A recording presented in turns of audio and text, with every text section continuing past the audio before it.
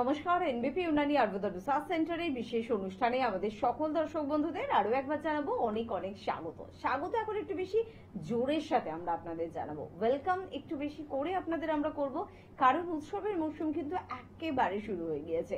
আর উৎসব মানে নিজেকে অনেক বেশি আনন্দে মুখরিত করা, উৎসব মানে পরিবারের মানুষকে সময় দেওয়া, উৎসব মানে কোথাও ঘুরতে যাওয়া, উৎসব মানে হই হুল্লোড় আনন্দ আড্ডা সবকিছু। আর পাশাপাশি উৎসব মানে প্রচুর খাওয়া দাওয়া, উৎসব মানে বাড়ি ছেড়ে অনেকটা দূরে কোথাও চলে যাওয়া, উৎসব মানে অনেক কিছু। এক একজনের কাছে উৎসবের সংজ্ঞা কিন্তু এক এক রকমের হয়। তবু যাই হোক, উৎসবের আরেকটা নাম কিন্তু আনন্দ। এই আনন্দ আপনারা অনুভব করুন, উপভোগ করুন, এটাই কিন্তু অবশ্যই আমরা প্রত্যেকেই কামনা করি। আর এর জন্য প্রয়োজন অবশ্যই একটি শর্ত, সেটা হচ্ছে সুস্থতা সৌন্দর্য। সুস্থতা এবং সৌন্দর্য যদি আপনার কাছে থাকে, তাহলে আপনার কাছে অর্থ কম থাকুক বা বেশি থাকুক, আনন্দ আপনি উপভোগ করতে কিন্তু পারবেন। আর আপনার এই সুস্থতা এবং সৌন্দর্যই কিন্তু উপহার দেয় এনবিপির অভিজ্ঞ চিকিৎসকেরা। কিভাবে অনেকদিন পর্যন্ত অনেক বেশি পরিমাণে সুস্থ থাকবেন, কিভাবে অনেক বেশি পরিমাণে সুন্দর থাকবেন, কি তার উপায়, কি করা উচিত, কোন মেডিসিনের মাধ্যমে আপনি নিজেকে সুস্থ রাখতে পারবেন, কোন মেডিসিনের সাইড এফেক্টের পরিমাণ একদম কম, কি পদ্ধতির মধ্যে থেকে আপনার সমস্যার চটজলদি সমাধান করা যায়, সব বিষয়গুলো একেবারে পুঙ্খানুপুঙ্খ জানে এনবিপির অভিজ্ঞ চিকিৎসকেরা। আর সে কারণে কিন্তু এনবিপি কে আমরা ভরসা করি, বিশ্বাস করি, আর জোরের সাথে কনফিডেন্সের সাথে এনবিপির নাম আমরা কিন্তু নিতে পারি। আজকেও এরকম কিছু বিষয় নিয়ে আপনাদের সাথে আলোচনা করব। আমাদের সঙ্গে উপস্থিত রয়েছেন এনবিপির অভিজ্ঞ চিকিৎসক ডক্টর এস ভাদুরী। প্রথমে স্যারকে জানাবো অনেক অনেক ধন্যবাদ এবং স্বাগত। এবং স্যার, আমরা প্রত্যেকেই খেতে ভীষণ ভালোবাসি এবং আমরা বলে থাকি পুজো মানে পেট পুজো কিন্তু ভীষণ বড় একটা বিষয় স্যার। তো সেখানে পেট পুজো মানে হচ্ছে পেটের সুস্থতা, না থাকলে পেট পুজোটা আপনি কিন্তু কিছুতেই করতে পারবেন না। তাই পেটের সুস্থতা কোন কোন বিষয়ের উপর নির্ভর করে, কোন কোন অর্গানের উপর নির্ভর করে, কি ধরনের খাবারের উপর নির্ভর করে, কি ধরনের দৈনন্দিন অভ্যাসের উপর নির্ভর করে, সব বিষয়গুলো আপনাদের সাথে আমরা আলোচনা করব। এবং পাশাপাশি স্যারকে এটাও একটু জানতে চাইবো, আমাদের লাইভ অনুষ্ঠান হোক বা আমাদের চেম্বার হোক, সেখানে প্রত্যেক দিন প্রায় আমরা প্রচুর পেশেন্ট পাই যাদের পেটের সমস্যা নিয়ে আসে, অন্য কোনো ক্রিটিক্যাল সমস্যার সাথেও পেটের সমস্যা নিয়ে আসে। তো মানুষের পেটের সমস্যা কি চিরকালের ছিল নাকি দিন দিন একটু বাড়ছে? দেখুন, পেটের সমস্যা একটা খুব কমন প্রবলেম। তবে আগে যতটা না মানুষের পেটের সমস্যা হতো, দিন দিন কিন্তু এটা বেড়ে যাচ্ছে। এবং এই যে পেটের সমস্যা, তার একটা বড় কারণ হচ্ছে আমাদের এখন লাইফস্টাইল, আমাদের খাদ্য খাবারের ধরন, আমাদের অতিরিক্ত মানসিক চাপ, ব্যায়াম একেবারেই অভ্যাস না করা এবং রাত্রে ঠিক মতো না ঘুমানো, এগুলো সব মিলিয়েই কিন্তু আজকে দেখা গেছে আগে যত লোকে বা যত মানুষ এই পেটের সমস্যায় ভুগত, তার থেকে অনেক বেশি সংখ্যায় কিন্তু আজকাল দেখছি পেটের রোগ হচ্ছে। এবং আপনি যেটা বললেন, আমাদের কাছে অনেক পেশেন্টই আসে বিভিন্ন রোগ নিয়ে, দেখা যায় তারা হয়তো পেটের সমস্যা নিয়ে আসেনি, কিন্তু আমরা খুঁজতে খুঁজতে ঠিক বের করে যখন দেখি যে কি কি আরো ভেতরে প্রবলেমস আছে, তার মধ্যে কিন্তু পেটের সমস্যাটা খুব কমন দেখা যায়। সেখানে সবচেয়ে বড় যেটা দেখা যায়, লিভার ফাংশন ঠিক হচ্ছে না। এই লিভার ফাংশন ঠিক না হওয়া, এটা কিন্তু একটা বড় প্রবলেম। এবং লিভার এমন একটা অর্গান আমাদের, সেটা কিন্তু আমাদের বডিকে ডিটক্সিফাই করে। আমাদের শরীরের মধ্যে কোনো কিছু প্রবেশ করলে সেটা রক্তে যাতে খারাপ জিনিসটা যেতে না পারে, তার যে ছাঁকনির কাজটা করে হচ্ছে আমাদের লিভার। তো এই লিভারের সমস্যাটা কিন্তু সবচেয়ে বেশি দেখা যায়। একদম তাই। আপনার লিভার ভালো আছে তো? আপনার লিভারে কোনো সমস্যা নেই তো? বয়স বাড়ার সাথে সাথে লিভারের বয়স বাড়ছে, সেখানে কি আলাদা করে লিভার নিয়ে ভাবনা চিন্তার প্রয়োজনীয়তা রয়েছে? সব বিষয়গুলো আমরা আজকে আলোচনা করব। অনেকেই প্রশ্ন করে, ডাক্তারবাবু কি ধরনের খাবার খাবো যাতে আমার লিভার ভালো থাকবে? সব বিষয়ে আমরা একটু একটু করে আপনাদের জন্য এগোবো। তবে সবার আগে স্যারকে আমি যে প্রশ্নটা করতে চাইবো, যে লিভারকে আমি ভালো রাখতে চাই, সুস্থ রাখতে চাই, সুন্দর রাখতে চাই, বাইরে থেকে স্কিনের আমরা যেরকম ট্রিটমেন্ট করি, আমরা তো সেভাবে বাইরে থেকে লিভারের ট্রিটমেন্ট সেভাবে নিজে করে উঠতে পারবো না, বা করলেও জানি না কিভাবে করতে হবে।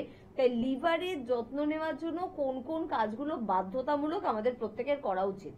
দেখুন, লিভারকে যত্ন নিতে গেলে সবচেয়ে বড় যে ব্যাপারটা, লিভারের উপরে টর্চার করা বন্ধ করতে হবে। এবার টর্চারটা কি? দেখুন, আমি একটু আগেই বললাম যে লিভার কিন্তু একটা ছাঁকনির কাজ করে, খারাপ জিনিসগুলো সে আটকে দেয় যাতে সেটা ব্লাডে না যেতে পারে, যেটা প্রয়োজনীয় জিনিস সেটা ও ব্লাডে পাঠিয়ে দেয়। এবার আমাদের লিভারের উপর টর্চারটা কেমন হয়? আমরা যে খাদ্য খাবারগুলো খাচ্ছি, সেই খাদ্য খাবারগুলো প্রথমে আমাদের তো স্টমাকে যাচ্ছে, তারপরে বিভিন্নভাবে ডাইজেশন হচ্ছে, তারপরে বডিতে অ্যাবজর্ব হয় যখন, সেটা ব্লাডে যাওয়ার আগে কিন্তু আমাদের লিভারে যাচ্ছে। এবার ধরুন আমি এমন কিছু খাদ্য খাবার খেলাম যেখান থেকে দেখা গেল আমার পেটের মধ্যে অ্যাসিডের পরিমাণটা খুব বেড়ে গেছে, তাহলে সেটা লিভারের ওপরে গিয়ে একটা ধাক্কা মারবে বা লিভারকে কষ্ট দেবে, তার কাজে বিঘ্ন ঘটাবে। আবার দেখা যাচ্ছে অনেক সময় যে আমি যে খাদ্য খাবারগুলো খাচ্ছি তার মধ্যে অতিরিক্ত মাত্রায় চর্বি বা কোলেস্ট্রল রয়েছে, ফ্যাট রয়েছে। তো সেটা যখন লিভারের থ্রুতে পাস করবে তখন কিন্তু লিভারের ওপরে তার প্রভাব ফেলে দেবে। আবার অনেক সময় এটা দেখা যায় যে আমরা সঠিক পরিমাণে আমরা জল খাচ্ছি না, এবং তাতে কি হচ্ছে, লিভার কিন্তু গরম হয়ে থাকছে। লিভারকে কিন্তু সবসময় ঠান্ডা রাখতে হবে। তো জলের পরিমাণটা আমরা ঠিক নেই, জলের পরিমাণটা ঠিক না থাকার ফলে দেখবেন যে আপনার কি হচ্ছে, যে লিভারটা হিটেড হয়ে যায়, মানে লিভার কষে যায়। তার জন্য দেখা যায় যে পেচ্ছাপ করতে গেলে সেখানে হলদেটে কালার হচ্ছে। এটা অ্যাকচুয়ালি পিগমেন্টেশন একটা আমাদের শরীরের মধ্যে যেটা থাকে, বাইল পিগমেন্ট, যেটা লিভার থেকে তৈরি হয় এবং গল ব্লাডারে গিয়ে জমে থাকে। ঠিক আছে, তো এই জিনিসটাই কিন্তু তখন দেখা যায় যে শরীর থেকে বেরোচ্ছে।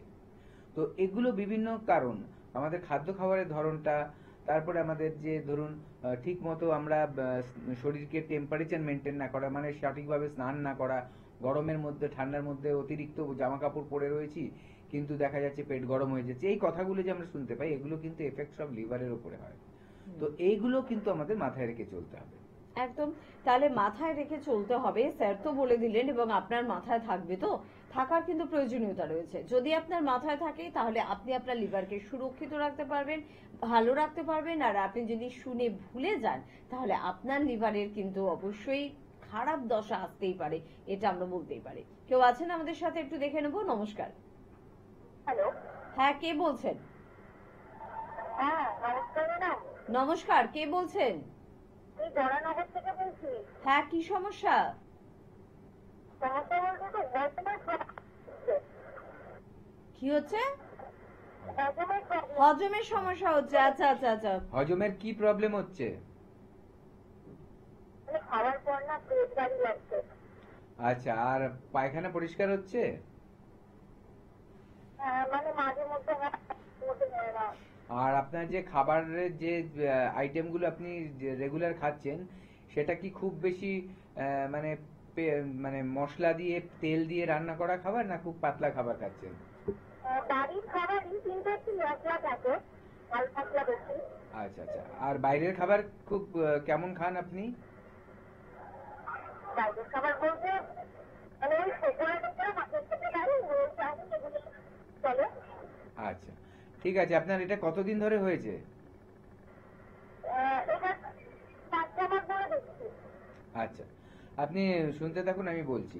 দেখুন, এই যে সমস্যাটা, এই যে গ্যাস হচ্ছে বা পেট ভার লাগছে, এটা কিন্তু প্রথম যেটা আমাদের মাথায় রাখতে হবে যে আমাদের পেট পরিষ্কার রাখতে হবে। পেট পরিষ্কার আপনি কিভাবে রাখবেন?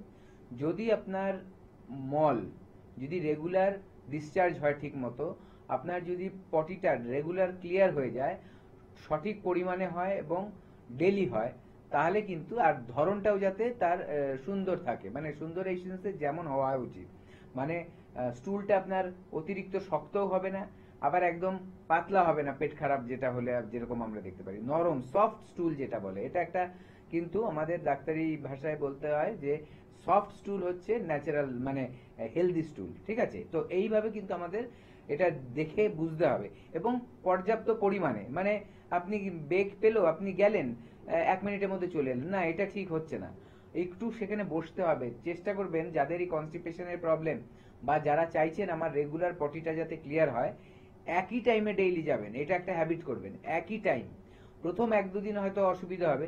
আমাদের একটা অনেকেরই হ্যাবিট থাকে যে পটি যখন খুব জোরে বেগ আসবে তারপরে যাব, না, একেবারেই না।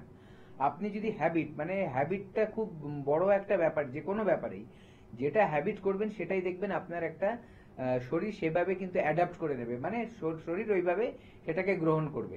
ধরুন আপনার ঘুম থেকে ওঠার পর জল খেলে তারপরেই ধরুন আপনি পটি যাচ্ছেন, তাহলে এটা দেখবেন কিছুদিন পর এগুলো রেগুলার ওই জলটা খেলেই আপনার কিন্তু পটির বেগটা চলে আসবে, এইটা মাথায় রাখবেন।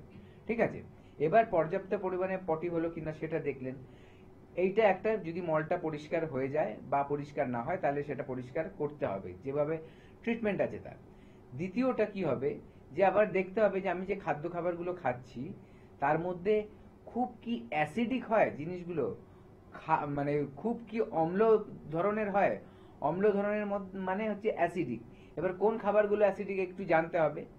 জেনারেলি যত আমাদের প্রোটিন জাতীয় খাবার সেগুলো কিন্তু খুব অ্যাসিডিক হয়, এবং নন ভেজ যারা খায় তাদের মধ্যে অ্যাসিডিক নেচারের খাবারগুলো কিন্তু বেশি শরীরে যাচ্ছে। তাছাড়া ধরুন বিভিন্ন মশলা যখন ওটাকে তেলের মধ্যে ভাজা হচ্ছে, এমনি ধরুন আপনি খাবারের মধ্যে মশলা মিশিয়ে খাচ্ছেন, সেটা কিন্তু অ্যাসিডিক হবে না। যেই আপনি ওটা তেলে ভেজে নষ্ট করে দিচ্ছেন গুণটা, তখন ওটা কিন্তু অ্যাসিডিক হয়ে যায়। এই অ্যাসিডিক ফুডগুলো আমাদের খাদ্য খাবারের মধ্যে কমাতে হবে। এবং তাহলে আরেকটা কি করতে হবে, যেগুলো ক্ষার জাতীয় খাদ্য খাবার, মানে যেগুলো হচ্ছে অ্যালকালাইন ফুড, অ্যালকালাইন ফুড কোনগুলো সেগুলো আবার খেতে হবে ফল এবং সবজি, বিভিন্ন ধরনের ভেজিটেবলস, গ্রিন ভেজিটেবলস, এবং তার সাথে হচ্ছে ফ্রুটস। এগুলো হচ্ছে আমাদের হচ্ছে আপনার মানে ক্ষার জাতীয় খাবার, মানে আপনার অ্যালকালাইন ফুড। তো এগুলো খাবেন এবং অ্যাসিডিক ফুড কমাবেন, তাহলেই দেখবেন ব্যালেন্স হয়েছে। এটাও আমাদের মাথায় রাখতে হবে। এবং তার সাথে সাথে লাইফস্টাইলটাকে ঠিক রাখতে হবে। জল মানে সঠিক মাত্রায় খেতে হবে। রাতের ঘুম যাতে ঠিক হয় সেটা মাথায় রাখতে হবে। যাতে আপনার মানসিক চাপটা কমে, তার জন্য মনে আনন্দ আনতে হবে। এইভাবে যদি মেনটেন করেন তাহলে আপনার এই প্রবলেমগুলো কিন্তু আস্তে আস্তে ঠিক হয়ে যাবে। একদম, একজন ভালো ডক্টরের পরামর্শ নিলে কিন্তু অনেক ভালো কিছু সাজেশন পাওয়া যায়। আমাদের এনবিপির অনুষ্ঠান এ কারণে কিন্তু বলি, নিজেদের সঙ্গী করুন, অনুষ্ঠান নিয়ম করে দেখুন, তাহলে অনেক ভালো কিছু জানতে পারবেন, এবং সেগুলো যদি অবশ্যই আপনি অ্যাপ্লাই করেন তাহলে কিন্তু ভালো রেজাল্ট পাবেন। কে আছেন একটু দেখবো। নমস্কার। নমস্কার, কে বলছেন? আমি শিপ্রা বলছি। কোথা থেকে বলছেন? বিরাটি থেকে। আচ্ছা, বলুন কি সমস্যা আছে? সমস্যা, আমি গত এক সপ্তাহ ধরে খেয়াল করছি, আমার বয়স 32। তো আমি অফিস করি মানে রেগুলার। তো আমাকে অনেকগুলো সিঁড়ি ভাঙতে হয় মেট্রো স্টেশনে। তো আমি দেখছি কি, মানে কালকে আমি গুনলাম রীতিমতো, মানে 20-25টা সিঁড়ি ভাঙতে হলেও আমার প্রচন্ড ব্রিদিং ট্রাবল হচ্ছে, মানে আমি একসাথে পাচ্ছি না উঠতে। এই এক সপ্তাহ ধরে এই সমস্যাটা আমি দেখছি, আগে ছিল না এরকম কিছু। আচ্ছা, আপনার কি এর মধ্যে ঠান্ডা লেগেছে কোনোভাবে? না, ঠান্ডা লেগেছিল, কমে গেছে, মানে প্রত্যেক সিজনে যেরকম ঠান্ডা লাগে ওরকমই লেগেছিল, কমে গেছে এখন, সেরকম কোনো অসুবিধা নেই। আর এটা কি আগে কখনো হয়েছে এরকম? না, মানে খুব বেশি একটা প্রচন্ড দৌড়ঝাঁপ করলে যেরকম হয় সেরকম, বাট এটা মানে 20-25টা সিঁড়ি উঠতেই আমি এমন হাঁপিয়ে যাচ্ছি যেন মনে হচ্ছে আমি সেই মানে পাহাড়ে উঠছি।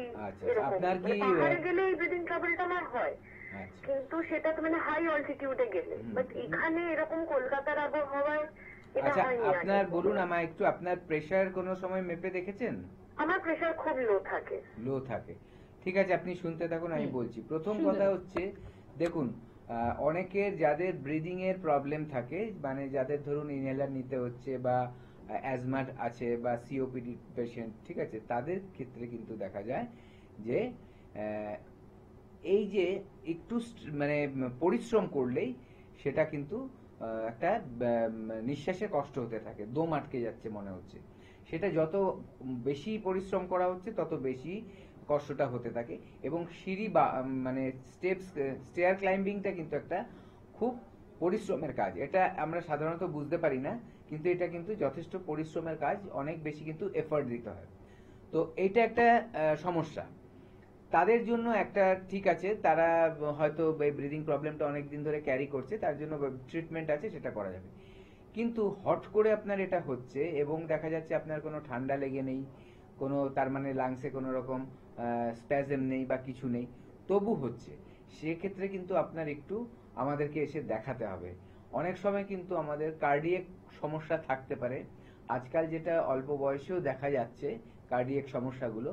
তো সেটা আদৌ কি তাই প্রবলেম নাকি অন্য কোনো প্রবলেম, সেটা কিন্তু ফাইন্ড আউট করার খুব প্রয়োজন আছে। এবং আমাদের কাছে এলে আমাদের ডাক্তারবাবুরা কিন্তু এটা নির্ধারণ করতে পারবে যে অ্যাকচুয়ালি কি থেকে আপনার এই প্রবলেমটা হচ্ছে, এবং সেই অনুযায়ী যখন ট্রিটমেন্ট করবে আস্তে আস্তে দেখবেন আপনার এই প্রবলেমটা কিন্তু সলভ হয়ে যাচ্ছে। একদম ঠিক কথা। আসলে সমস্যা যখন হয় তখন একটু টেনশন আমাদের হয় যে কেন হলো সমস্যা, এই সমস্যাটা আমার কোনো ভয়ের বিষয় না তো, বা এই সমস্যা থেকে আমি রেহাই পাবো তো।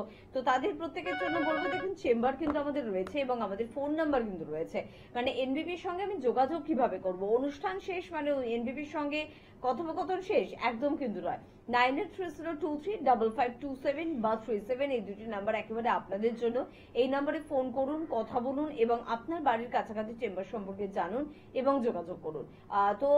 এই কাজটা আপনাকে একটু দায়িত্ব সহকারে করতে হবে, তাহলে দেখবেন ভয়টা অনেক কমে যাবে। মনে হবে আমার বাড়ির পাশে তো এনবিপি রয়েছে, যে কোনো সমস্যা আমি ছুটে চলে যাবো এবং ডাক্তারবাবুদের থেকে সলিউশনটা জেনে নেবো। কে আছেন একটু শুনবো। নমস্কার। নমস্কার, আমি দিনেশ বলছি। কোথা থেকে বলছেন? হাওড়া থেকে। হাওড়া থেকে বলছেন, কি সমস্যা বলুন। সমস্যা হচ্ছে আমার যে পেটের বাইরে যে উঠোন আছে, উঠোনটায় উঠতে গিয়ে ধাক্কা লেগে গেছিল। তার সেই ব্যথাটা হয়েছিল, কিন্তু বড়ি খেয়েছিলাম। বড়িটা খাওয়ার পর 2 সপ্তাহ ঠিক ছিল, আমার সেদিন ব্যথাটা বেড়েছে। মানে কি হয়েছিল পেটের? ধাক্কা খেয়েছিল বলছেন, তাই তো? মানে পেটের কোন জায়গায় লেগেছিল? পেটে নাই, মানে পায়েতে। পায়ে লেগেছিল। আচ্ছা, পায়ে ধাক্কা লেগেছিল, সেখানে ব্যথা হয়েছিল, ওষুধ খেয়েছেন, কিন্তু ব্যথাটা আবার ফিরে এসেছে, তাই তো? আপনি কোনো এক্সরে করেছিলেন? এক্সরে করেনি, ওই বড়ি খেয়ে হয়ে গেছিল, ব্যথাটা কমে গিয়েছিল। এক্সরে করেননি কোনো, তাই তো? না না, বরফ দিয়েছিলাম। হ্যাঁ। ঠিক গিয়েছিল। এখন কি ওই জায়গাটা ফুলে আছে না ঠিক হয়ে গেছে? আর ওটা ফুলে আছে, ব্যথা আছে। ব্যথা আছে। কতদিন হলো এটা? 2 সপ্তাহ হয়ে গেল। 2 সপ্তাহ। আচ্ছা, ঠিক আছে, আপনি শুনুন, আমি বলছি। দেখুন, এই যে চোট লাগা, আঘাত লাগা, এখানে প্রথমে কিন্তু যে কোনো আঘাতে কিন্তু সেই জায়গাটা ফুলে উঠবে। এটা হচ্ছে একটা প্রোটেক্টিভ মেকানিজম, শরীরের এটা একটা পদ্ধতি। যখনই কোথাও আঘাত হয় বা কোনো কিছু কামড়ে দেয়, সেইখানটায় কিন্তু ও একটা জায়গাটাকে ফুলিয়ে আটকে রাখে, যাতে ওই প্রবলেমটা সারা শরীরে না ছড়িয়ে পড়ে। এমনকি দেখবেন মশার কামড়ে যে জায়গাটা ফুলে ওঠে, তার কারণ হচ্ছে বডির ওটা প্রোটেক্টিভ মেকানিজম, যাতে ওখানে যদি কোনো খারাপ কিছু থেকে থাকে সেটা যাতে সারা শরীরে না ছড়িয়ে পড়তে পারে। তো আঘাত লাগাটাও কিন্তু তেমন। এবার এই ফুলে যাওয়াটা একটা প্রবলেম, এবং তার সাথে সাথে কি দেখি আমরা, যে ব্যথা। তখন কিন্তু বলা হয় এই ফোলাটা কমানোর জন্য এবং ব্লাড সার্কুলেশনটা যাতে ঠিক মতো হয়, কোথাও যদি ব্লাড ক্লট হয়ে থাকে সেটা যাতে ঠিক হয়ে যায়, তার জন্য আমরা বরফ দিতে বলি। মোটামুটি আপনি 2 দিন পর্যন্ত, আঘাত পাওয়ার 2 দিন পর্যন্ত কিন্তু বরফ দেবেন, ঠিক আছে? এটা মাথায় রাখবেন। আচ্ছা, এবার গেল, তখন কিন্তু কোনো গরম জিনিস দেওয়া যাবে না, গরম শেক দেওয়া যাবে না, তাহলে কিন্তু আরো বেড়ে যাবে। দ্বিতীয় কথা, আপনি তারপরে ওষুধ খেয়েছেন, ওষুধ খেয়ে ব্যথা কমিয়েছেন, কিন্তু যেই দেখছেন আপনার 2 সপ্তাহ হয়ে গেছে, ওষুধ হয়তো বন্ধ হয়ে গেছে, আপনার ব্যথাটা ফিরে এসছে। তার মানে সেই মুহূর্তে ব্যথাটা যে কারণে হয়েছিল সেই কারণটা কিন্তু সেরে ওঠেনি। এখন কিন্তু এটা দেখতে হবে যে ব্যথাটা যে হয়েছে সেখানে কি কোনো রকম ক্র্যাক আছে, ফ্র্যাকচার হয়েছে বা কিছু হয়েছে, এখনো ফোলা আছে আপনি বলছেন। আচ্ছা, অথবা ওখানে সফট টিস্যু ইনজুর্ড হয়। একটা হয় যে হাড় ভেঙে যাওয়া, যেটা আমরা ক্র্যাক বলছি বা ফ্র্যাকচার বলছি, যদি বড় হয় তাহলে ফ্র্যাকচার, বা সরু হয়ে ক্র্যাক হয়ে যায় হাড়, ঠিক আছে, সেটা আলাদা। আরেকটা হচ্ছে সফট টিস্যু ইনজুরি হয়। মানে সফট টিস্যু বলতে আমাদের যে মাসল আছে, টেন্ডন আছে, লিগামেন্ট আছে, কার্টিলেজ আছে, এর উপরে অনেক সময় আঘাত হয়, বা মাংসপেশির উপরে অনেক সময় আঘাত হওয়ার ফলে ওই জায়গাগুলোয় কিন্তু এরকম ব্যথাটা রয়ে যায়। তাহলে তার ট্রিটমেন্ট করতে হবে প্রপার। এটার জন্য একটা কাজ করবেন, আপনি একটা এক্সরে তুলবেন, অ্যাঙ্কেলের একটা এক্সরে তুলে নিয়ে আমাদের কাছে চলে আসবেন। রিপোর্ট দেখে আমরা বুঝে যাব যে কি হয়েছে না হয়েছে, সেই অনুযায়ী ট্রিটমেন্ট হবে, তাহলে কিন্তু সমস্যাটা সেরে যাবে। আমি একেবারেই বলবো না যে ব্যথা সারানোর জন্য আপনি আসুন, আপনার সমস্যাটা সারানোর জন্য আসবেন, এবং সমস্যাটা কেটে গেলে দেখবেন অটোমেটিক ব্যথাটা কিন্তু আপনার ঠিক হয়ে গেছে। একদম। আর এটা কিন্তু সম্ভব, এটা কিন্তু খুব বাস্তব কথা, কোনো আকাশ কুসুম কিন্তু কোনো বিষয় নয়। আপনি ভাবছেন আমি তো অনেক প্যাথি করছি, কই আমি তো ভালো হচ্ছি না, এনবিপি তে গিয়ে কি ভালো হব? অবশ্যই ভালো হবেন, কারণ আমরা বলি না যে একতাই বল। এনবিপি তে একজন অভিজ্ঞ চিকিৎসক নয়, একগুচ্ছ অভিজ্ঞ চিকিৎসক কিন্তু রয়েছে, অত্যাধুনিক মেডিসিন রয়েছে, পঞ্চকর্মা ডিপার্টমেন্ট রয়েছে, ডায়েট রয়েছে, এক্সারসাইজ রয়েছে, সবকিছুর মধ্যে থেকে আপনার সমস্যা পালাবে আপনাকে ছেড়ে দিয়ে। আর তাই একটু চেম্বারগুলোর কথা আপনাদের বলে রাখি, চেম্বার বহু জায়গায় রয়েছে, তার মধ্যে হেরিয়াতে চেম্বার রয়েছে। এবার হেরিয়া চেম্বারে কিন্তু অবশ্যই ডক্টর বি শর্মাকে কিন্তু আপনারা পেয়ে যাবেন। তাই টিভি স্ক্রিনে দেওয়া নাম্বারে ফোন করে একটু যোগাযোগ করবেন। যারা হেরিয়ার দিকের বন্ধুরা একেবারে কিন্তু পুজোর এই উৎসবের মরশুমের মধ্যে স্যারকে পেয়ে যাচ্ছেন, তো একটু ফোন করে কথা বলে নেবেন। মেছেদা চেম্বারে আপনারা কিন্তু অবশ্যই পেয়ে যাচ্ছেন ডক্টর বি শর্মাকে, আরামবাগ চেম্বারে পাচ্ছেন ডক্টর এই হালদারকে, শিলিগুড়িতে এবারে কিন্তু পাচ্ছেন ডক্টর বি শর্মাকে। টিভি স্ক্রিনে কিন্তু যাচ্ছে ফোন নাম্বার, একটু ফোন করে কথা বলে নেবেন এবং শিলিগুড়ির চেম্বারের জন্য অবশ্যই নাম লেখাবেন। খড়গপুর চেম্বারে কিন্তু পাচ্ছেন ডক্টর এস ভাদুরীকে, বাঁকুড়ায় চেম্বার রয়েছে ডক্টর এই হালদারকে পাচ্ছেন, শিলচরে পেয়ে যাচ্ছেন ডক্টর এন ভট্টাচার্যকে, আগরতলায় পাচ্ছেন আপনারা ডক্টর বি শর্মাকে, গুয়াহাটিতে চেম্বার রয়েছে ডক্টর এস ঘোষালকে পাচ্ছেন এবং ডিব্রুগড়েও চেম্বার রয়েছে, ডিব্রুগড়েও কিন্তু আপনারা পেয়ে যাচ্ছেন ডক্টর এস ঘোষালকে। একটু জানিয়ে রাখবো যে আসামের কিন্তু 3টি জায়গাতেই চেম্বার রয়েছে, গুয়াহাটি, ডিব্রুগড়, শিলচর। আপনার যেখানে সুবিধা সেখানে যোগাযোগ করবেন। আর ত্রিপুরায় আগরতলা চেম্বার রয়েছে এবং ত্রিপুরার বন্ধুদের অবশ্যই আগরতলাতেই কিন্তু আসতে হবে। পাশাপাশি জানিয়ে রাখবো পুরুলিয়া চেম্বার রয়েছে ডক্টর এ হালদারকে পাচ্ছেন, কাকদ্বীপে পেয়ে যাচ্ছেন অবশ্যই ডক্টর এস ভাদুরীকে, ঝাড়গ্রামে আমাদের চেম্বার রয়েছে, পেয়ে যাচ্ছেন ডক্টর এ হালদারকে, পেয়ে যাচ্ছেন দিল্লিতে আমাদের চেম্বার রয়েছে, পেয়ে যাচ্ছেন ডক্টর এ হালদারকে, রায়গঞ্জে পাচ্ছেন ডক্টর এস ঘোষালকে, বর্ধমানের চেম্বার রয়েছে ডক্টর এস ভাদুরীকে পাচ্ছেন, মালদায় পেয়ে যাচ্ছেন এবারে ডক্টর বি শর্মাকে। আবারও কিন্তু মালদায় যাচ্ছেন স্যার, তাই অবশ্যই মালদার দিকের বন্ধুরা নাম লেখাবেন।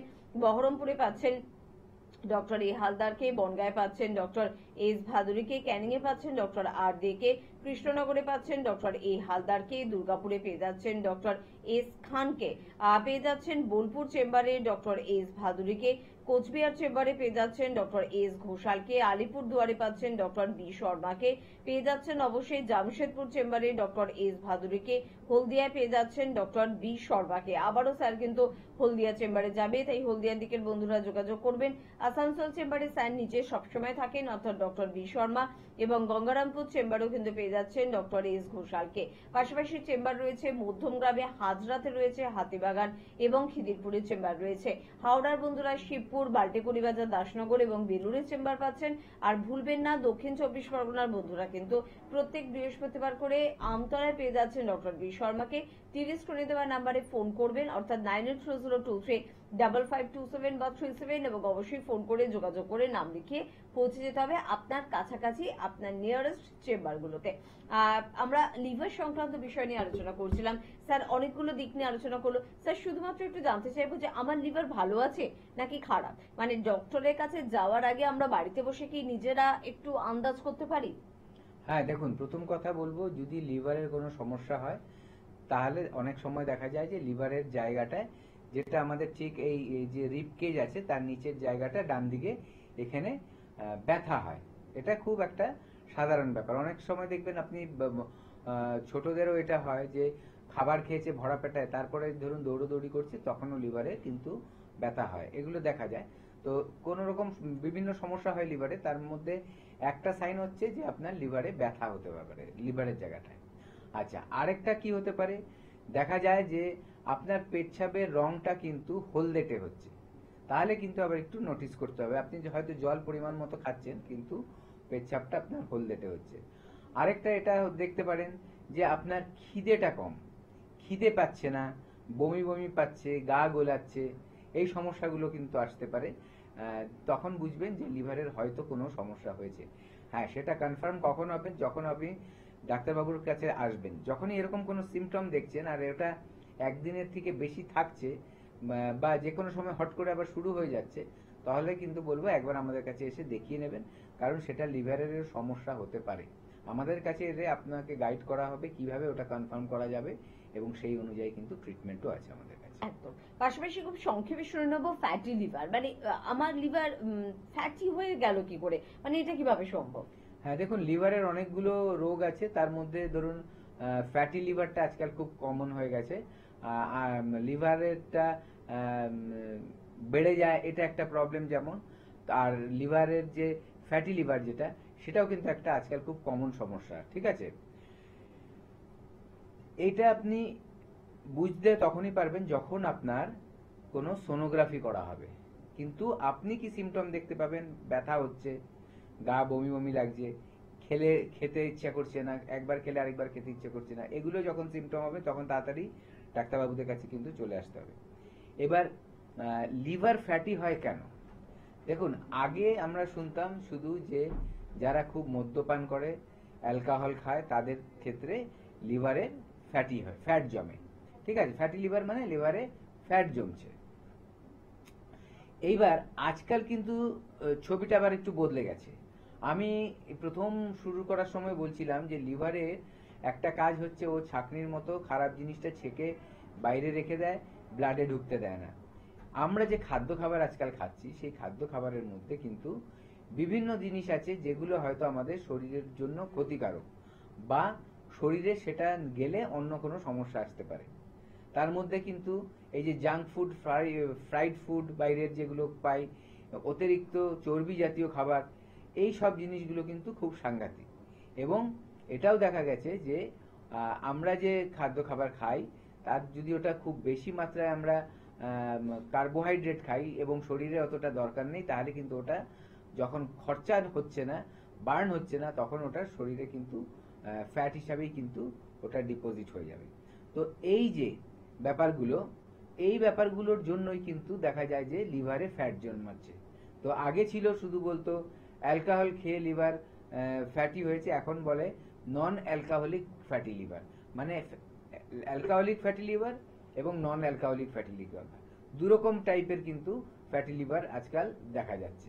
তো এইগুলোকে অ্যাভয়েড করতে গেলে কিন্তু আমাদের একটু সচেতন হতে হবে, লাইফস্টাইল চেঞ্জ করতে হবে, খাদ্য খাবারের হ্যাবিট চেঞ্জ করতে হবে, এবং একবার ডাক্তারবাবুদের সাথে কিন্তু আমাদের কাছে এসে পরামর্শ করতে হবে। একদম। আর ডাক্তারবাবুদের সাথে পরামর্শ করলে আপনার লাভটা কি হবে, এটাই একটা বড় প্রশ্ন, তাই না? আপনি ভাবছেন হয়তো সুস্থ হবে, হয়তো না। কনফিডেন্সের সাথে ভাবুন যে মানুষ সুস্থ হচ্ছে এনবিপিতে গিয়ে, তার প্রচুর প্রমাণ আমাদের কাছে রয়েছে, একেবারে বাস্তব ছবি, একেবারে সত্য ছবি আপনাদের সামনে আমরা বারংবার তুলে ধরি। আজকেও ঠিক কিরকম সেরকমই কিছু ছবি, সেরকম কিছু বক্তব্য আপনাদের সামনে তুলে ধরবো, আর তারপরে ফিরে আসবো অনুষ্ঠানে। আচ্ছা, আপনার কি সমস্যা হয়েছিল? হাঁটুর সমস্যা। কতদিন ধরে ভুগছেন আপনি? 2011 থেকে। আচ্ছা, এখন আপনি এনবিপি ইউনানি অ্যান্ড আয়ুর্বেদা রিসার্চ সেন্টারে কতদিন ধরে চিকিৎসা করছেন? 3বার এলাম, ভালোই আছে এখন। আচ্ছা, আপনার ব্যথা এখন কম আছে? অনেক কম আছে। ভালো আছেন আপনি এখন তাহলে? হ্যাঁ, হাঁটা চলাও ভালো করতে পারছি। আপনার নাম? আমার নাম সুকান্ত চট্টোপাধ্যায়। কোথায় বাড়ি আপনার? আমার বাড়ি হচ্ছে 5 লাখ থানা, বেলডুবি, গ্রাম পোস্ট বেলডুবি। কি সমস্যা? সমস্যা ছিল আমার কিডনির ক্রিয়েটিন বেশি হয়েছিল এবং প্রচন্ড ভাবে লিভার ট্রাবল হচ্ছিল, যার জন্য আমি শয্যাশায়ী হয়ে পড়েছিলাম। তারপরে আমাকে কলকাতার বিশেষ বড় জায়গায় আমি দেখিয়েছিলাম, সেখানে আমাকে বললো যে ডায়ালিসিস করাতে হবে। আমার প্রায় 4 পয়েন্টের ওপরে উঠে গেছিল। তারপরে ওখান থেকে আমাকে যিনি গাড়ি করে নিয়ে গেলেন, ওগুলো বলে কাকা তুমি ব্যাঙ্গালোরে আবার চলে যাও, ব্যাঙ্গালোর যদি বলে ডায়ালিসিস করতে হবে তাহলে ডায়ালিসিস করবে। আমি ব্যাঙ্গালোরে গেলাম, ব্যাঙ্গালোরে ওখানে ডায়ালিসিস কথা বলে না, ওখানে ওষুধ দিয়েছিল, ওষুধগুলো দিতে খাচ্ছিলাম। তারপরে ভাবছি যে আবার 3 মাস পরে ওখানে রিপোর্টটা দিতে যাবো, কিন্তু আমি গরিব লোক, আমি যেতে পারিনি। আমার পুজোর আগে ঠিক এও পাইনি, মানে রিজার্ভেশনও পাইনি। যার জন্য টিভিতে দেখলাম হঠাৎ এই ডাক্তারবাবু, ডক্টর বি শর্মা, এখানে আয়ুর্বেদিক ডাক্তারবাবু, ওনার সঙ্গে টিভিতে দেখে ওনার ফোন নাম্বার টিভি থেকে নিয়ে কন্ট্যাক্ট করে তারপরে আমি এই ইউনানিতে আসি, এনবিপি ইউনানি এখানে আসি। এখানে এসে ডাক্তারবাবুর কাছে আমি দেখাচ্ছি। এইটা নিয়ে আমি 3য় বার এসেছি। ডাক্তারবাবুর 2বারের ওষুধ খেয়ে আমার ক্রিয়েটিন যেখানে 4-এর 4-এর ওপর ছিল, এখন 3.1 এসেছে। আমি ক্রমশ শারীরিক, আমার লিভারের ট্রাবল অনেকটা দূর হয়েছে। আমি শারীরিক দিক থেকে আগের চেয়ে অনেকটা সক্ষম হয়েছি। আগে গাড়ি ছাড়া আসতে পারতাম না, এখন আমি ট্রেনে বাসে দিয়ে চলে আসি। নমস্কার স্যার, আপনার নাম কি? নমস্কার, আমার নাম বিনোদ পাত্র। আচ্ছা, আপনি কোথায় থাকেন? আমি দাসপুর ব্লকেরই রাজনগর গ্রামে থাকি। আপনি আমাদের এনবিপি ইউনানি আয়ুর্বেদিক রিসার্চ সেন্টার কোন সেন্টারে চিকিৎসা করিয়েছেন? আমি মেচেদা সেন্টারে চিকিৎসা করিয়েছি। আপনার রোগ কি ছিল স্যার? আমার ওই হাড়ের রোগ ছিল, অর্থাৎ আমার হাড়টা ভেঙে গিয়েছিল। আমি হোমিওপ্যাথিতে 2বার ওটি করেছিলাম, তারপর আমি ঠিকমতো সুস্থ হতে না পেরে আমি আয়ুর্বেদিক চিকিৎসা এসেছিলাম।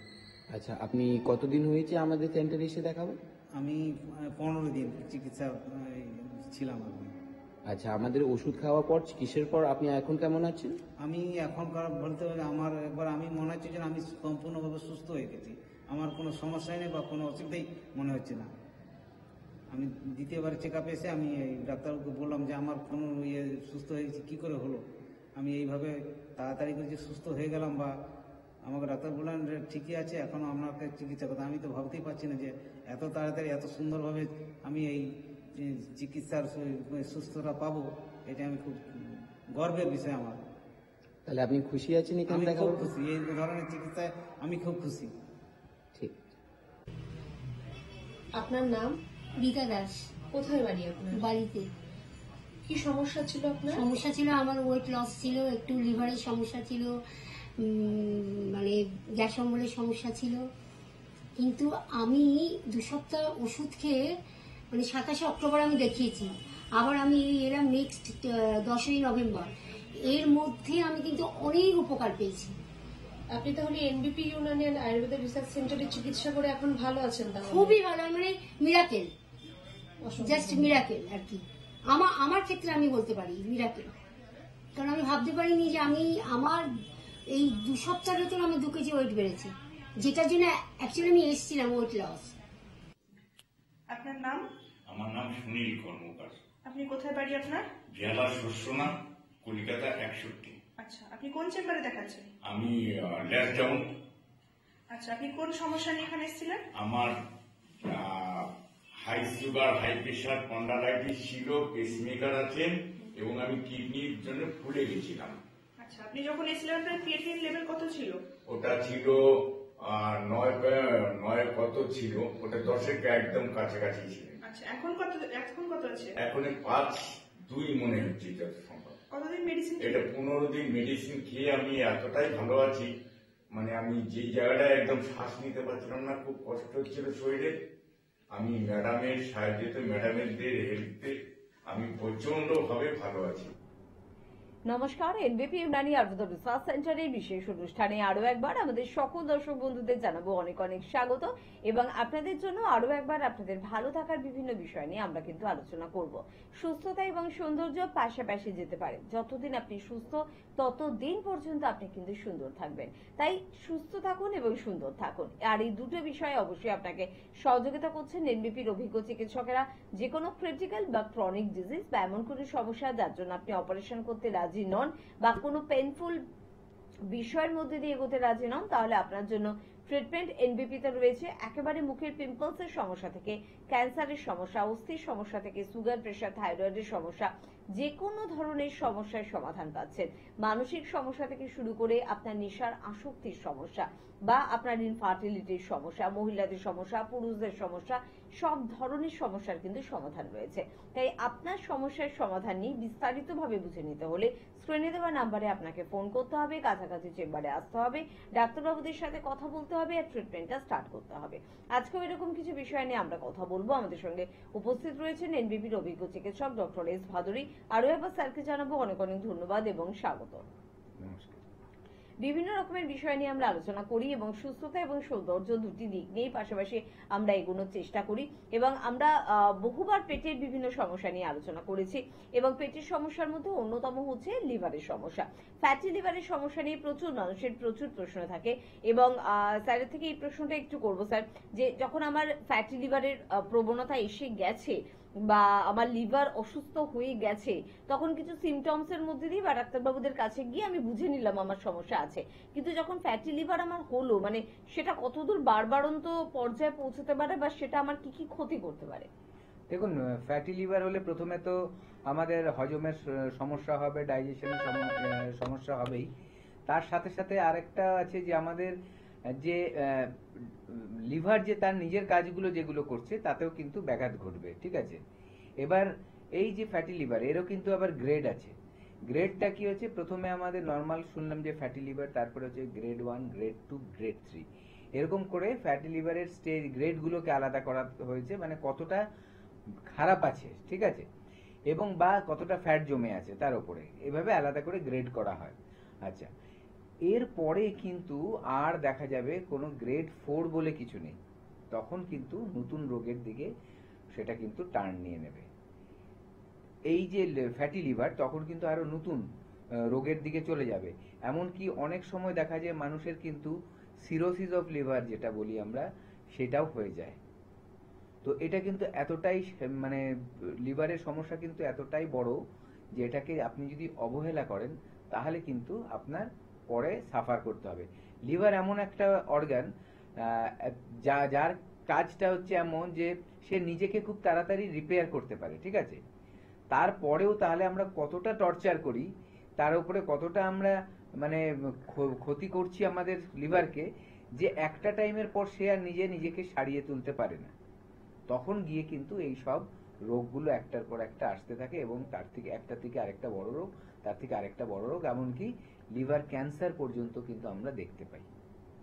তো এই জায়গাটা থেকে আপনার মাথায় রাখতে হবে লিভারকে কিন্তু সবসময় মানে সুস্থ রাখতে হবে। লিভারকে সুস্থ রাখলে দেখবে আর আপনার ডাইজেশনের সমস্যা হচ্ছে না, আপনার অন্য বিভিন্ন রোগগুলো সেগুলো আসছে না। এমনকি লিভারের সমস্যা থেকে কিন্তু স্কিনের উপরেও একটা প্রভাব ফেলে। স্কিনে বিভিন্ন দাগ এবং স্কিনের মধ্যে গোটা ওঠা, এগুলো কিন্তু লিভারের সমস্যা থাকলে তার কিন্তু প্রতিবিম্ব আমরা দেখতে পাই স্কিনের উপরে। একদম। তো সব বিষয়গুলো নিয়ে আবারও আপনাদের সাথে আমরা আলোচনা করব, লিভারকে ভালো রাখার বিষয়গুলো নিয়ে আপনাদের সাথে আমরা আলোচনা করব। তবে বন্ধু আছেন, তার সাথেও তো কথা বলতে হবে। কে আছেন বলবেন? নমস্কার। হ্যাঁ নমস্কার, আমি ছেওড়াপুলি থেকে সুকুমার দত্ত বলছি। হ্যাঁ বলুন সুকুমার বাবু, কি সমস্যা আছে? বলছি আমার বাবার সুগার 350, ঠিক আছে? তো কোনোভাবে মোটামুটি অনেক ডাক্তার দেখিয়েছেন, কোনোভাবে ওটাকে ঠিক লেভেলে আনা যাচ্ছে না। আচ্ছা, মানে মেডিসিন খাচ্ছেন? আচ্ছা, সুগার 350 এবং ওষুধ খেয়ে কিছু হচ্ছে না, লেভেলে আসছে না, তাই তো?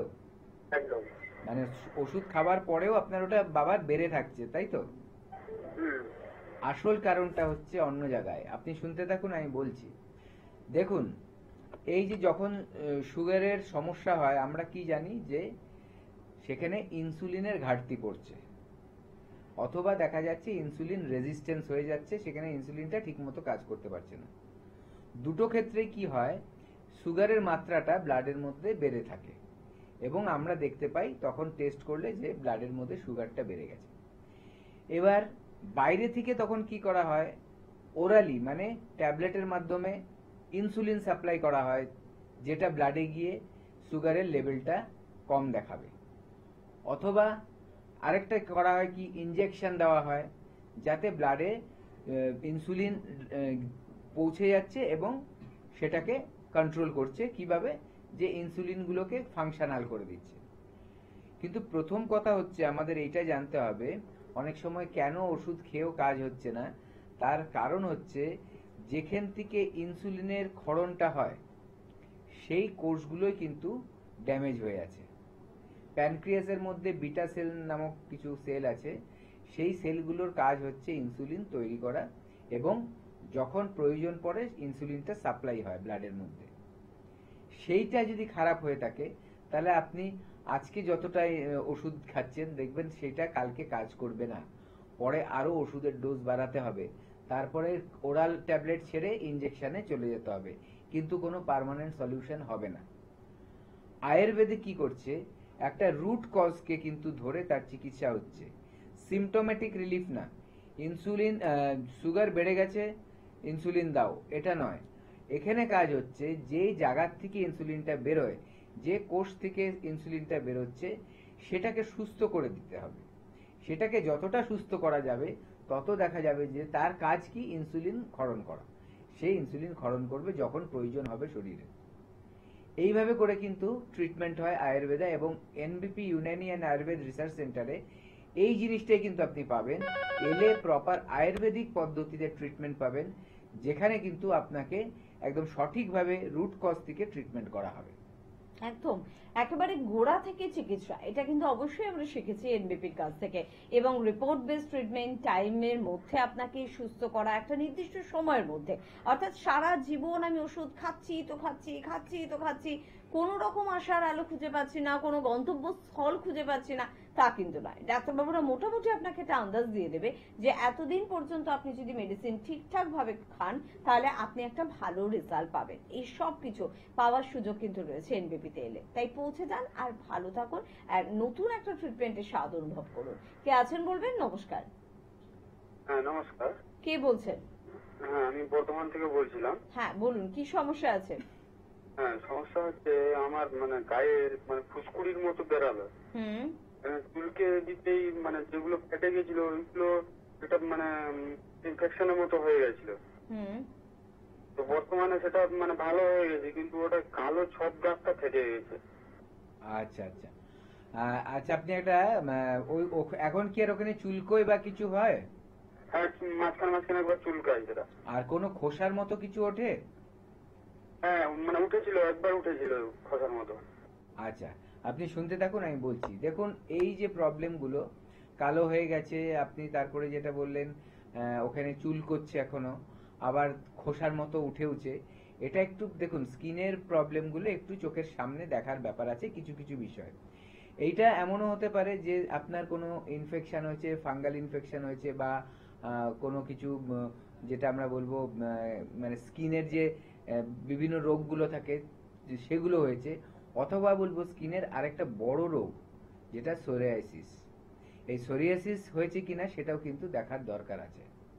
সোরিয়াসিস এমন একটা কিন্তু ডিজিজ যেটাকে মডার্ন সায়েন্সে বলে যে এটার কোনো চিকিৎসা নেই, কারণ এটা অটো ইমিউন ডিজিজ। আমাদের শরীরের যে প্রতিরোধ ক্ষমতাটা, যে রোগ প্রতিরোধ করে, তা সে কি করে, ভুল করে আমাদের ভালো জিনিসগুলোকেও ক্ষতি করা শুরু করে, সেভাবে এটা ক্ষতি করবে আমার শরীরকে।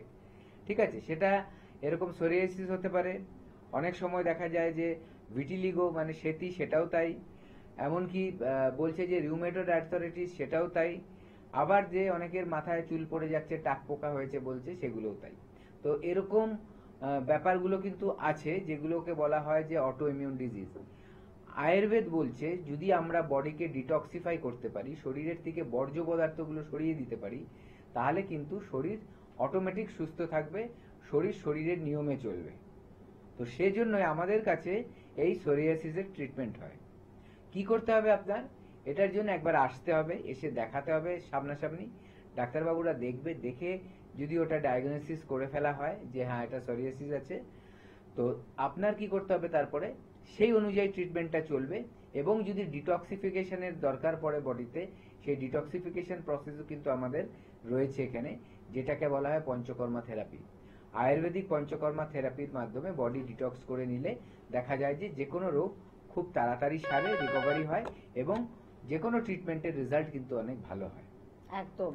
আমরা জানি যে আয়ুর্বেদে স্কিনের ট্রিটমেন্ট হয়, কিন্তু কতটা হয়, কতটা ক্রিটিক্যাল স্কিন প্রবলেমও সলিউশন পাওয়া যায়, বা সৌন্দর্যের দিকেও আয়ুর্বেদের কতটা হাত রয়েছে, সব বিষয়গুলো কিন্তু আপনাকে প্রমাণ দিতে পারে এনবিপির অভিজ্ঞ চিকিৎসকেরা। আমাদের একটা নতুন ডিভিশন রয়েছে স্কিন ওরিয়েন্টেড, যেরকম ক্রিটিক্যাল সমস্যার সমাধান পাচ্ছেন, পাশাপাশি যদি সৌন্দর্য সংক্রান্ত কোনো প্রবলেম থাকে, পিম্পলস হয়ে যাচ্ছে, অ্যাকনে হচ্ছে, স্কিন লুজ হয়ে যাচ্ছে, বা স্কিনে কালো দাগ হয়ে যাচ্ছে, হেয়ার সংক্রান্ত কোনো প্রবলেম রয়েছে, তার জন্য কিন্তু ভাবছে এনবিপি, এবং সেটা নিয়ে আমরা পরবর্তী সময় একটু স্যারের থেকে অবশ্যই আলোচনা করে নেব।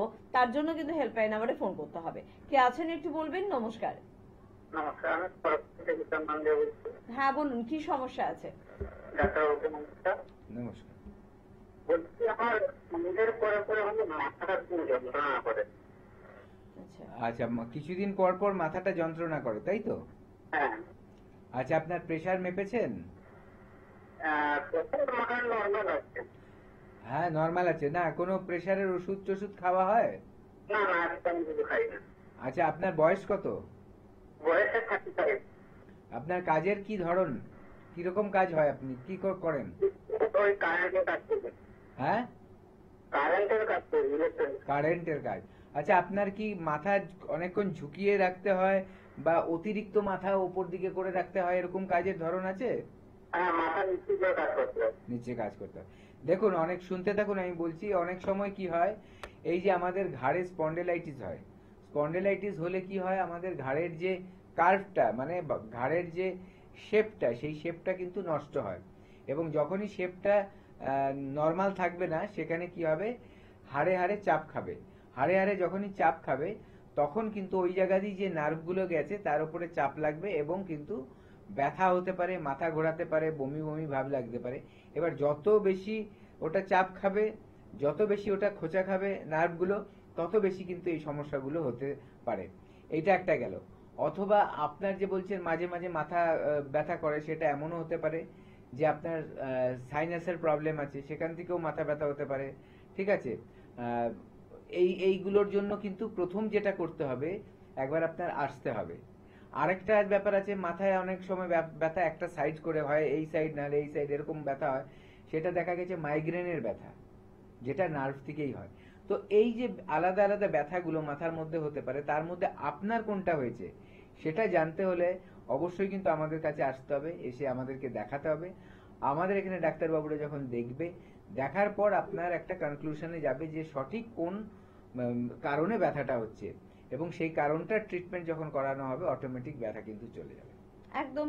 তো ব্যথা চলে যাবে, যে কোনো সমস্যার সমাধান হবে, ক্রিটিক্যাল সমস্যার সমাধান পাবেন বা ক্রনিক ডিজিজের হাত থেকে আপনি রেহাই পাবেন, তখনই পাবেন যখন আপনি যোগাযোগ করবেন। বাড়িতে দিনের পর দিন আপনি অনুষ্ঠান দেখছেন, ডাক্তারবাবুদের কথা শুনতে আপনার ভালো লাগছে, বিশ্বাস হয়ে এসেছে, আশেপাশের অনেকে আপনার পরিচিত মানুষ এনবিবিতে এসে উপকৃত, কিন্তু আখেরে আপনার লাভটা কি হলো? আপনি তো এখনো এসে উঠতে পারলেন না। তাই আসতে হবে, শুধুমাত্র অনুষ্ঠান শুনলে হবে না। অনুষ্ঠান আপনার কিছু জ্ঞান বৃদ্ধি করবে, কিন্তু শারীরিক সমস্যার ট্রিটমেন্ট কিন্তু চিকিৎসকেরা করবে। তার জন্য চেম্বারে আসার নাম্বার 93032557 বা 37, এই নাম্বারে ফোন করবেন, কথা বলবেন, যোগাযোগ করবেন। আমি আরেকবার চেম্বার সম্বন্ধে আপনাদের একটু সচেতন করে দেবো, এবং তার পাশাপাশি আমরা অবশ্যই আলোচনায় আবারও ফেরার চেষ্টা করব। প্রথমত বলবো যে কলকাতায় কিন্তু আমাদের অনেকগুলো চেম্বার রয়েছে, তার মধ্যে অন্যতম চেম্বার অবশ্যই আমাদের মধ্যমগ্রাম চেম্বার, অন্যতম চেম্বার আমাদের হাজরা ল্যান্সটাউন চেম্বার, যেটা শিশু মঙ্গল হসপিটালের একদম পাশে। হাতিবাগানে আমাদের চেম্বার রয়েছে, খিদিরপুরে আমাদের চেম্বার রয়েছে। চেম্বার পেয়ে যাচ্ছেন হাওড়া শিবপুর, বাল্টিগুড়ি বাজার, দাসনগর এবং বেলুড়ে। তার পাশাপাশি আমতলাতে দক্ষিণ 24 পরগনার বন্ধুরা প্রত্যেক বৃহস্পতিবার করে কিন্তু পাচ্ছেন ডক্টর বি শর্মাকে। তার জন্য একটু হেল্পলাইন নাম্বারে ফোন করুন, তারা সম্পূর্ণভাবে কিন্তু আপনাদের সহযোগিতা করে দেবে। এছাড়া হেরিয়া আমাদের চেম্বার রয়েছে ডক্টর বি শর্মাকে, এবারে কিন্তু আবারও আপনারা পাবেন হেরিয়াতে। মেচেদাতে পেয়ে যাচ্ছেন ডক্টর বি শর্মাকে, আরামবাগে পাচ্ছেন ডক্টর এ হালদারকে, শিলিগুড়িতে পাচ্ছেন ডক্টর বি শর্মাকে, খড়গপুরে পাচ্ছেন ডক্টর এস ভাদুরীকে, বাঁকুড়ায় চেম্বারে পেয়ে যাচ্ছেন ডক্টর এ হালদারকে, এবং অবশ্যই শিলচরে পাচ্ছেন ডক্টর এন ভট্টাচার্যকে, আগরতলায় পেয়ে যাচ্ছেন ডক্টর বি শর্মাকে, গুয়াহাটি এবং ডিব্রুগড়েও কিন্তু আমাদের চেম্বার রয়েছে, পেয়ে যাচ্ছেন সেখানে ডক্টর এস ঘোষালকে। এছাড়া পুরুলিয়ায় ডক্টর এ হালদারকে পাচ্ছেন, কাকদ্বীপে পাচ্ছেন ডক্টর এস ভাদুরীকে, ঝাড়গ্রামে পাচ্ছেন ডক্টর এ হালদারকে, দিল্লিতে পাচ্ছেন ডক্টর এ হালদারকে, রায়গঞ্জে ডক্টর এস ঘোষালকে পাচ্ছেন, বর্ধমানে পেয়ে যাচ্ছেন এবারে কিন্তু ডক্টর এস ভাদুরীকে, মালদা চেম্বার এবং আলিপুরদুয়ার চেম্বারে কিন্তু আবারও আমরা পাচ্ছি ডক্টর বি শর্মাকে, পেয়ে যাচ্ছি অবশ্যই বহরমপুরে ডক্টর এ হালদারকে, বনগাঁয়ে পাচ্ছেন ডক্টর এস ভাদুরীকে, ক্যানিং এ পাচ্ছেন ডক্টর আর দেকে, কৃষ্ণনগরে পাচ্ছেন ডক্টর এ হালদারকে, এবারে দুর্গাপুর চেম্বারে পাচ্ছেন ডক্টর এস খানকে, বোলপুরে পেয়ে যাচ্ছেন ডক্টর এস ভাদুরীকে, পেয়ে যাচ্ছেন কোচবিহারে ডক্টর এস ঘোষালকে, পেয়ে যাচ্ছেন অবশ্যই জামশেদপুরে ডক্টর এস ঘোষালকে, হলদিয়ায় এবং আসানসোলে ডক্টর বি শর্মা, গঙ্গারামপুরে পাচ্ছেন ডক্টর এস ঘোষালকে। কে আছেন? নমস্কার। নমস্কার, বলুন। আমি শ্রী সন্তোষ মাইতি বলছি। কি সমস্যা? সমস্যা বলতে এই 3 দিন হচ্ছে দেখতে পাচ্ছি তল পেটে একটা বাঁ দিকে ব্যথা হচ্ছে, আর নিচের দিকে একটুখানি চাপ দিলে ব্যথা হতে পারে, পার্টিকুলার একটা জায়গা ধরে ব্যথা হচ্ছে। বাঁ দিকে পেটের চাপ দিলে ওই পার্টিকুলার একটা জায়গায় ব্যথা হচ্ছে, এটা কতদিন ধরে হচ্ছে? কতদিন ধরে বলছি, কতদিন ধরে হচ্ছে? এই তো 3 দিন হলো। আচ্ছা, আপনি হঠাৎ করে কিভাবে বুঝলেন যে ওই জায়গাটায় টিপলে ব্যথা লাগবে? আপনি কেন টিপলেন বা কিভাবে বুঝলেন? ব্যথা হচ্ছে, দাঁড়াতে গেলেই তো ব্যথা লাগছে ওখানটায়। আচ্ছা, দাঁড়াতে গেলেই ব্যথা লাগছে এবং টিপলেও ব্যথা লাগছে, তাই তো? হ্যাঁ, টিপলে আমি তো দেখছি খুব ব্যথা। আপনার পটি ক্লিয়ার হয়? পটিটা তো ক্লিয়ার হচ্ছে না এই কদিন। আচ্ছা, আর জল পরিমাণ কতটা খান? আমি জলটা একটু কম বলতে 2-2.5 লিটার খেতাম, 2 লিটার করে হয়ে গেছে, বেশি নয়। কারোর সাথে আমি জলটা খুব কম খাওয়াবো, 2 লিটার 2.5 লিটার। আগে 2-2.5 লিটার খেতেন, এখন কম খাচ্ছেন, তাই তো? না না, 2 লিটার খাচ্ছি। ঠিক আছে, সেটা মানুষের স্বাভাবিক 3 লিটার 3.5 লিটার খাওয়া উচিত আমি জানি। না ওরকম ব্যাপার নেই, ওটার অন্য ক্যালকুলেশন আছে। ঠিক আছে, আপনি শুনতে থাকুন। প্রথম কথা হচ্ছে যে আপনার পটিটা ক্লিয়ার হচ্ছে না, এর জন্য যদি স্টুলটা খুব হার্ড হয়ে যায় আর বেশ কয়েকদিন পটি না হয় তাহলে কিন্তু এরকম ব্যথা হয়। এমনকি ওটা মুভমেন্ট করতে গেলেও অনেক সময় লাগে ব্যথা। ঠিক আছে, কারণ আমাদের তো পেটের মধ্যে খারাপ জিনিসটা জমে রয়েছে এবং সেটা হার্ড হয়ে গেছে, মানে শক্ত হয়ে গেছে পাথরের মতো। তো এখানে অনেক সময় ব্যথা হবে, কিন্তু আদৌ কি ওটার জন্যই ব্যথা হচ্ছে না ভেতরে কোনো আলসার তৈরি হয়ে আছে তার জন্য ব্যথা হচ্ছে, সবকিছু জানার জন্য কিন্তু আপনার একবার আসতে হবে আমাদের কাছে। ঠিক আছে, আর আপনি যেটা জল খাওয়ার কথা বললেন, সাধারণভাবে 50 ml প্রতি কিলো, আপনার যা ওজন প্রতি কিলোতে 50 ml জল খাওয়ার নিয়ম। ঠিক আছে, সেটা কেমন, আপনার যদি 60 কেজি ওজন হয় 50 ml পার কেজিতে, তাহলে 5 6 30 মানে 3 লিটার জল খাবেন। আপনার যদি ওজন দেখা যাচ্ছে যে 50 কেজি হচ্ছে, তাহলে কত হবে, 2.5 লিটার জল খাবেন। এবার কতটা আপনার ওজন আছে সেটার উপরে কিন্তু নির্ভর করে জলটা খেতে হয় স্বাভাবিকভাবে। এরপরেও যদি কারো দেখা যাচ্ছে প্রচন্ড ঘাম হয়, বাইরে কাজে বেশি বের হচ্ছে বা খেলাধুলার মধ্যে খুব বেশি রয়েছে, তাহলে তাদের জল কিন্তু আরো বাড়াতে হবে। তো এটা মাথায় রেখে চলবেন যে জল খাওয়াটা কিন্তু মানে পর্যাপ্ত পরিমাণে দরকার। এবং এটা কিন্তু কতটা হবে আমি একটা আইডিয়া দিয়ে দিলাম। এমন নয় যে আপনি 5-6 লিটার খেয়ে ফেলছেন, তাহলে কি হবে, ধরুন আপনার অতটা জল তো শরীরের দরকার নেই, তাহলে কিন্তু আপনার কিডনির ওপরে চাপ পড়বে, কিডনির ক্ষমতাটা তখন আস্তে আস্তে কিন্তু কমতে থাকবে, আর একটা টাইমের পর কিডনি কিন্তু এফেক্ট করতে পারে। তো মাথায় রাখবেন, কোনো কিছু যেমনি কম খেলে উপকার কম হয়, আবার বেশি খেয়ে ফেললে ক্ষতিও হতে পারে। তাই জন্য অবশ্যই কিন্তু ডাক্তারবাবুদের পরামর্শ নিয়ে চলতে হবে। একদম, আর সেই জন্য কিন্তু আমাদের এতজন অভিজ্ঞ চিকিৎসক, এতগুলো আমাদের সেন্টার, এবং প্রত্যেকটি সেন্টারে নিয়ম করে আমাদের চিকিৎসকেরা কিন্তু রয়েছেন, এবং প্রত্যেকটি সেন্টারে আপনাদের কিন্তু অবশ্যই একটা বিশ্বাস ভরসা রয়েছে এবং আপনাদের কিন্তু আসা যাওয়া রয়েছে। কারণ আপনারা জানেন এনবিপির অভিজ্ঞ চিকিৎসকদের পরামর্শ নিলেই আপনারা কিন্তু সম্পূর্ণ ভালো হতে পারেন। ভালো থাকার আনন্দটা কিন্তু বিশাল একটা আনন্দ, যেমন অর্থ রোজগারের একটা আনন্দ রয়েছে, কিন্তু সেই আনন্দের থেকেও বেশি আনন্দ দেয় যখন আপনি সম্পূর্ণ সুস্থ। কখন আপনি বুঝবেন বলুন তো যে আপনার সুস্থতা সব থেকে বেশি আনন্দের, যখন আপনি অসুস্থ হবেন। তখন মনে হবে যে অর্থ গেলে যাক কিন্তু সুস্থতা ফিরে আসো। কারণ যদি আপনি সুস্থ না থাকেন তখন অর্থরও কিন্তু কোনো অর্থ থাকে না, সেটা কিন্তু একেবারে অমূল্য হয়ে যায়, মানে কোনো অর্থহীন হয়ে যায়। তো সেক্ষেত্রে বলবো যে স্ক্রিনে কিন্তু যাচ্ছে আপনাদের জন্য ফোন নাম্বার, সেই ফোন নাম্বারে ফোন করুন, কথা বলুন, যোগাযোগ করুন, এবং অবশ্যই উৎসবের মৌসুমগুলোতে নিজেরা ভালো থাকুন আর সুস্থ থাকুন। আমরা পেটের কিছু সমস্যা এবং লিভার সংক্রান্ত কিছু বিষয় নিয়ে আলোচনা করছি। যাদের এই ধরনের সমস্যা রয়েছে তারা যোগাযোগ করবেন, কারণ বেশিরভাগ ক্ষেত্রে আমরা প্রচুর ফোন পাই যে কোষ্ঠকাঠিন্যের সমস্যা রয়েছে, পাইলস ফিশার ফিস্টুলার সমস্যা রয়েছে, অপারেশন করতে চাই না, তার কি কোনো রকমের সমাধান রয়েছে। তো এই বিষয়গুলো নিয়ে অবশ্যই আলোচনা করব। বা পেটের সমস্যা থেকে কি আমার স্কিন বা হেয়ারের কোনো সমস্যা আসতে পারে, এই সব বিষয়গুলো নিয়ে আমরা চেষ্টা করবো আজকের অনুষ্ঠানে আলোচনা করে নেবার। তবে তার আগে দেখবো কে আছেন। নমস্কার। হ্যালো হ্যালো, কে বলছেন? আমি বাটানগর থেকে বলছি। হ্যাঁ বলুন, কি সমস্যা আছে? হ্যাঁ, আমি একটু ওয়েটটা বাড়াতে চাই, ওয়েটটা কমে যাচ্ছে আর খিদে খায় না। বয়স কত আর ওয়েট কত স্যারকে একটু বলুন। ওয়েট কত আছে? ওয়েট আছে বোধহয় 45। আচ্ছা, আপনার হাইট, আপনার বয়স? হাইট বয়স 52, বয়স 52। আচ্ছা, বয়স 52 বছর, তাই তো? আর হাইট কত হবে? হাইট 5 ফুট 1 এরকম। আচ্ছা, 5 ফুট 1, আর আপনার আছে 45 কেজি, 52 বছর বয়স। মোটামুটি আপনার ধরুন 55 থেকে 58 কেজি ওজন হলে এটা একদম পারফেক্ট হবে। ঠিক আছে, আপনার যেটা আছে 45, এটা অনেক কম, মানে আপনার মোটামুটি আরো 10 কেজি বাড়াতে হবে। এবার 10 কেজি বাড়ানোর জন্য কিন্তু কিছু ট্রিটমেন্ট রয়েছে। দেখতে হবে আপনার যে মেটাবলিজম, শুনতে থাকুন, মেটাবলিজমটা আপনার কেমন আছে, সেটা যদি ঠিক থাকে তাহলে মানে আরো কিছু কিছু কারণ দেখতে হবে। প্রথম যেটা করতে হবে, ওজনটা কেন বাড়ছে না দেখতে হবে যে আপনার যে পাচন ক্রিয়াটা সেটা ঠিক মতো হচ্ছে কিনা, শরীরে খাদ্য খাবার যেটা আপনি খাচ্ছেন সেটা শরীর অ্যাবজর্ব করতে পারছে কিনা, তার নিউট্রিশনটা। অনেকের পেটের সমস্যা থাকে। পেটের সমস্যা থাকলে কি হয়, আপনি খাবারের মধ্যে যে ভালো গুণটা থাকে সেটা কিন্তু নষ্ট হয়ে যায়, শরীর থেকে বেরিয়ে যায়, ঠিক আছে? তাহলে আপনার শরীরে পুষ্টি যাচ্ছে না। আপনার ব্লাডের মধ্যে পুষ্টি গেলে সেটা কোষের মধ্যে যাবে, কোষগুলো বৃদ্ধি পাবে বা কোষের ক্ষমতা বাড়বে, তারা আরো আপনার চেহারাটা উন্নতি হবে, ঠিক আছে? কিন্তু সেটাই যদি না হয়, আপনার পেটই যদি ঠিক না থাকে, তাহলে তো আপনার চেহারা ঠিক হবে না, প্রথম। দ্বিতীয়টা হচ্ছে আপনার থাইরয়েডের কোনো সমস্যা আছে কিনা দেখতে হবে। অনেকের একটা থাইরয়েড থাকে যেটাকে শুকনো থাইরয়েড বলে অনেকে সবাই জানেন, ঠিক আছে? হাইপার থাইরয়েডিজম, ঠিক আছে? একটা থাইরয়েডের ইস্যুতে দেখা গেছে মানুষ মোটা হতে থাকে, হাইপোথাইরয়েডিজম। এবং হাইপার থাইরয়েডিজম হলে দেখা যায় তাদের কিন্তু ওজন বাড়তে চায় না।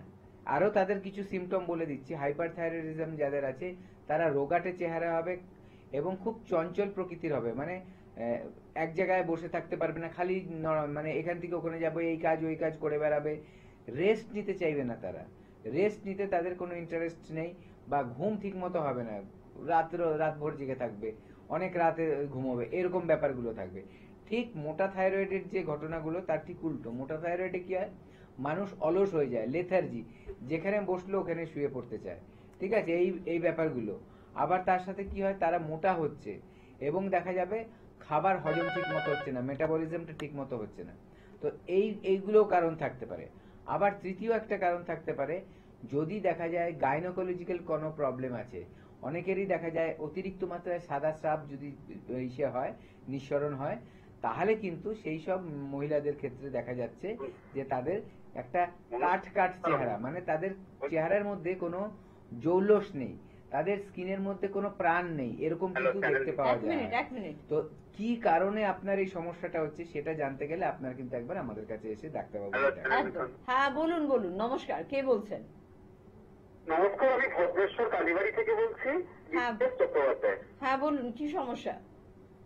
সমস্যা হচ্ছে পুজোর সামনে চলে যাচ্ছে, কিন্তু একটা অদ্ভুত বিষয়, সেটা হচ্ছে মুখের মধ্যে দাগ বেরিয়ে গেছে।